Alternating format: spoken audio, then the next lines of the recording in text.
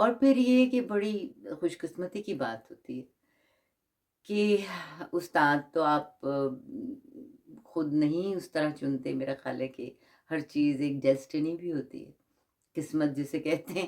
کیونکہ اگر سارے ستارے اکٹھے مل جائیں اور صحیح چیزیں ہونے لگ جائیں تو ہم کہتے ہیں کہ بھائی وی آر ویری لکی. اور یہی ہوا میرے ساتھ کہ بابا بھی جو تھے وہ بہت اصل میں معصوم تھے، بچوں کی طرح معصوم تھے بالکل. تو ان کے اندر کوئی اس طرح کے بل پھیر نہیں تھے.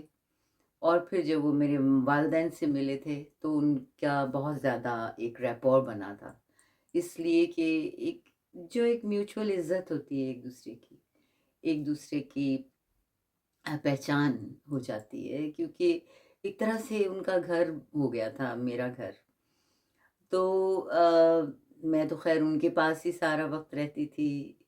اور جب میں وہاں پہ نونو بیبی کے یہاں سیکھ رہی تھی، جن کو ہم ماں جی کہتے تھے اصل میں. ماں جی ایک بہت زیادہ مہذب اور بہت ہی پیار والا لفظ ہے، اور واقعی وہ تھیں بھی ایسی کہ وہ ماں جی ہی تھیں سب کی. تو وہاں پہ ہر طرح کی لڑکیاں آتی تھیں، ہر طرح کے بچے آتے تھے.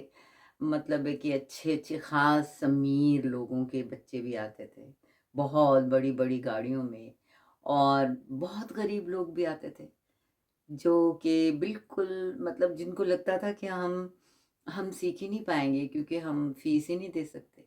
اور ایک اور بہت خوبصورت بات کہ آج تک مجھ سے تو کسی نے کوئی فیس کی ڈیمانڈ نہیں کی. مطلب جو آپ خود ایک ہوتا ہے، ایک جو ٹریڈیشنل گروز ہوتے ہیں یا جو وہ بہت زیادہ ایک ان کی عزت بھی ان کو بہت پیاری ہوتی ہے. اور جو شاگرد ہوتا ہے اسے بھی یہ پہچان ضروری ہے کہ ان کی ضرورتیں کیا ہیں، اور پھر ان کو اس حساب سے ان کی ضرورتوں کو پورا کیا جائے، پیار کیا جائے، عزت دی جائے. بہت ہے، یہ بہت ضروری چیز ہے. تو وہ میں نے گھر سے سیکھا. اور پھر جا کے جب ہم اس سفر پہ شروع ہوئے تو بہت خوبصورت سفر بنا. لیکن یہ ہے کہ شروع میں میرے والد کو اور یہ پرابلم تھی تھوڑی سی کہ میں رقص نہ سیکھوں. اس کی وجہ یہ تھی کہ پاکستان میں جو اصلی آرٹ ہے رقص کا، اس کو کبھی بھی اجاگر نہیں ہوا. وہ وہاں پہ ہمیشہ فلموں کے ذریعے وہ جو سب دیکھتے تھے پیرنٹس، تو وہ ظاہر ہے کہ وہ چاہتے تھے کہ بھئی ہماری بچی فلموں میں کام کرنا. وہ میں نہیں اس کو، I am not putting that down, لیکن میں کہہ رہی ہوں کہ جو ایک فنون میں جو ایک داخل ہو جاتی ہے چیز، کلاسیکل رقص، وہ پاکستان میں نہیں تھا اور نہ کبھی ہوا.